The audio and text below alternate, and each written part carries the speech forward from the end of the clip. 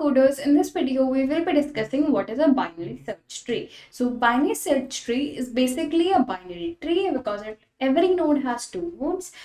The only difference is that in a binary search tree, the value of every node is greater than all of its node on the left side, and it's smaller than all of the nodes that are present on the right side. Let's explain this in detail. So if this is a tree 30, 75, 62, 87 and 70. So in this tree, every node should have greater data than all the nodes present on its left side and smaller data than all of the nodes present on its right side. So if we check for this node, both on left side and right side there is null.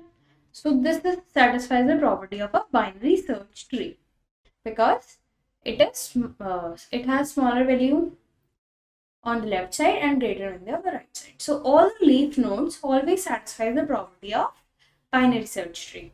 Now let's discuss this for 37. So on the left side it has 30 and 30 is smaller than 37, and on the right side it has null. So 37 also satisfies the property of a binary search tree.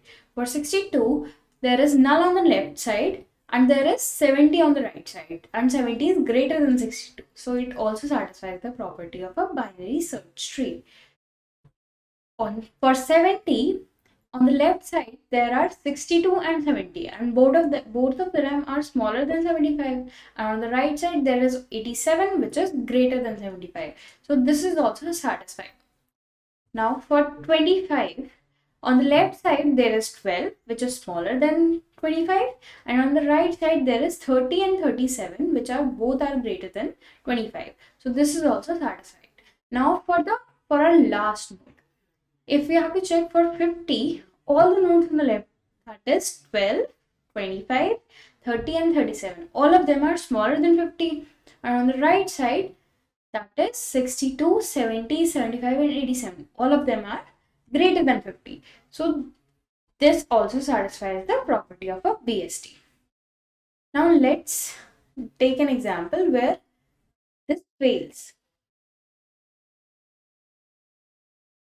Okay, so here it was 25 and it was 12. So if we take 54 here, now if we check for 54, on the left side there is 62 and 70, which are not smaller than 54. So this does not satisfy the property of a BST. But if we check for 50, now also it's satisfying the property because all the nodes on the left are smaller than 50 and all the nodes on the right are greater than 50.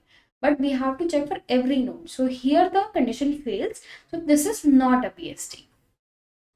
Even if one node is not satisfying the condition, then our BST is not a BST. So let's understand the advantages.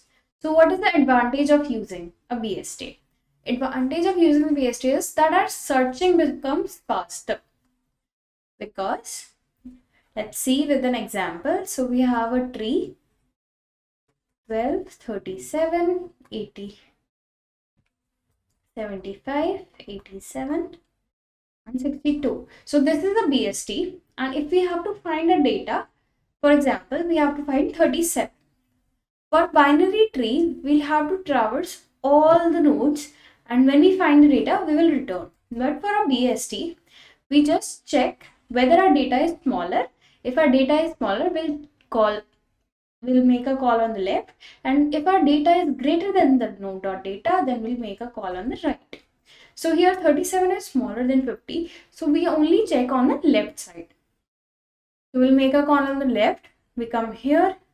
Now 37 is greater than 25, so make a call on the right and we find the data.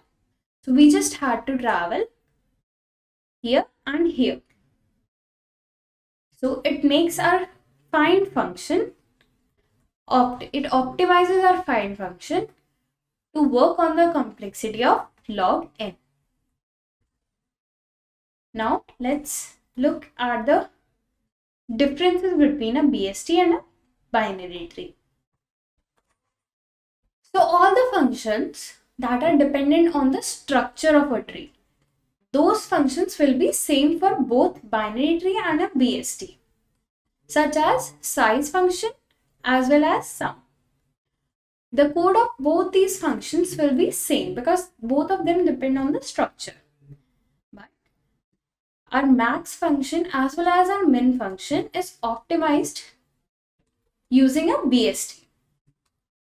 Our find function is also optimized as we have already seen in this video.